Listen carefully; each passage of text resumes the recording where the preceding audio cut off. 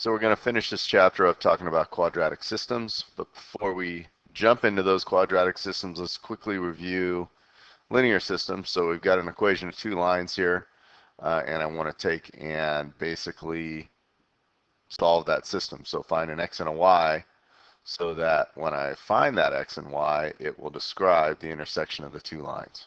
All right. This is set up quite easily for substitution. Since I know both equal to y, I can set 2/3 x plus 5 equal to negative 5x plus 8. I'm a big fan of clearing any kind of fractions. So I'm going to multiply everything by 3. It gets me 2x plus 15 equals negative 15x plus 24. Get all the x's to one side, giving me 17x. And bring that 15 over, I think I get 9-ish. So x is equal to 9/17. I need to find y. Plug that back in. Now let's just go up here. What the heck? So I've got y equals 2/3 times 9/17. Add 5 to that. We get 18 and 51 plus 5, which gives me, I'll cheat a little bit, 5 and 18 51st. So there's my x, there's my y.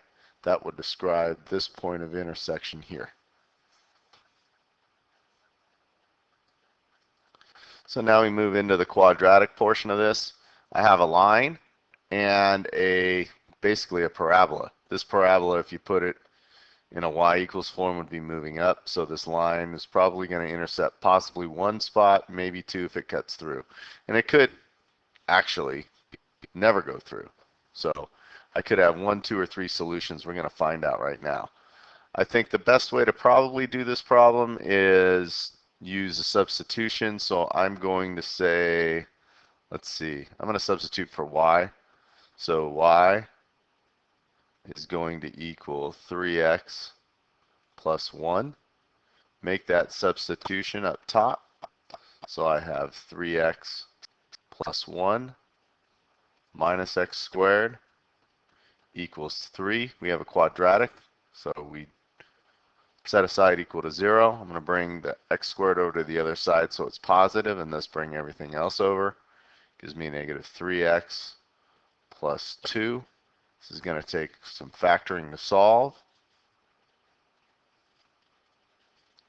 So 2 and 1 get the job done. So I have 2 possible solutions, which means I have a situation like this. And I have x equals 1. Plugging that back into this linear equation here, I can find the y. So y would equal 4.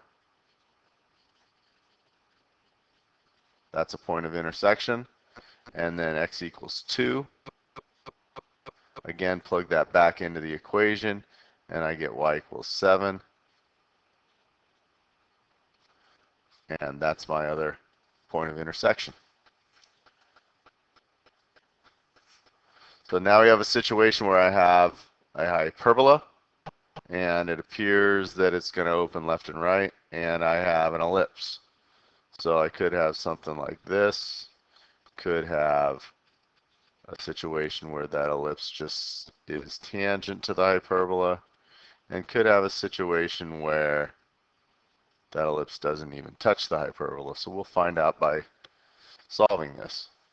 Now, let's get rid of these for a minute. So what I'm going to do, since this is set up nicely in a elimination setup, I'm going to take and multiply the top by 2. When I do that, I have 4x squared minus 2y squared equals 2. Adding, this goes away, leaving me only with my x terms. So x squared equals 24 over 5. So x equals plus or minus square root of 24 over 5, or what is that, 2 root 6 over 5 square rooted.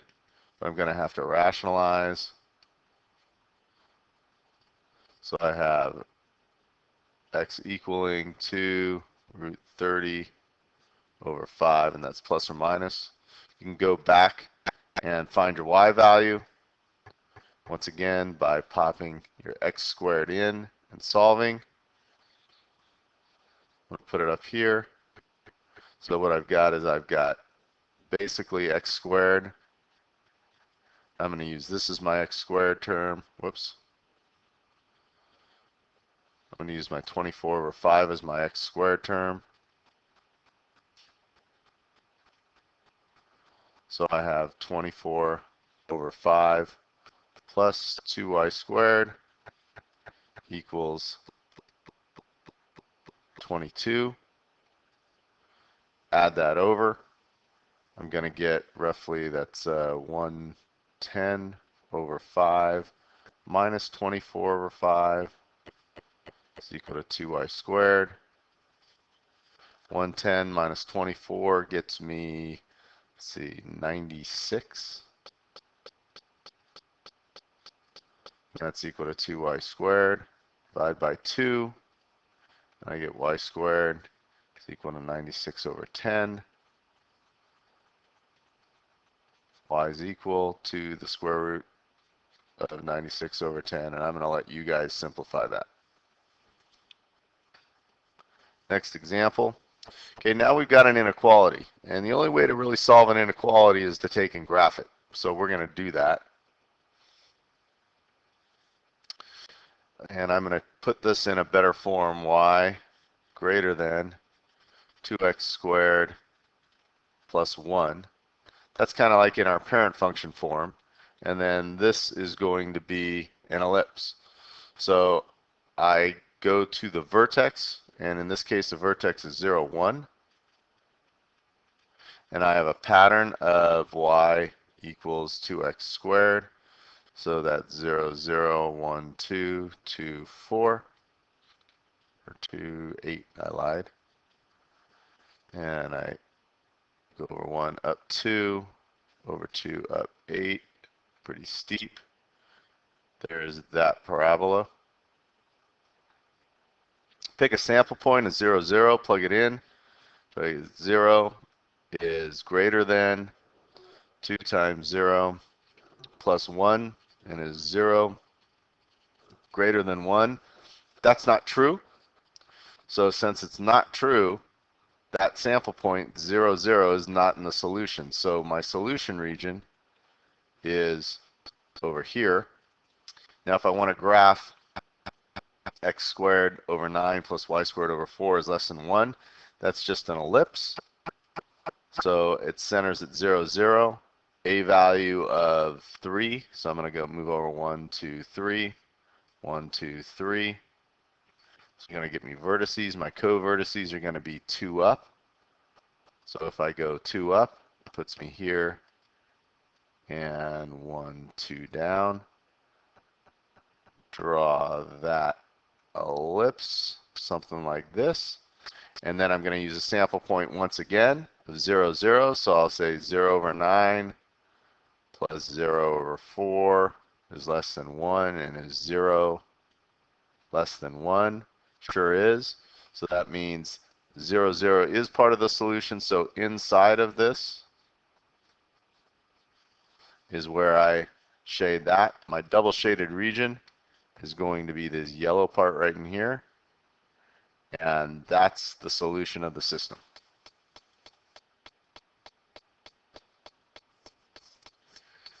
And that's all we've got for today. Got a couple systems that you can solve for algebraically, and then some that we can do graphically. And the second problem you'll see is a graphing type problem. So graph it in your notes. I'll put the answer up on the board tomorrow, and we'll be done with that. Okay?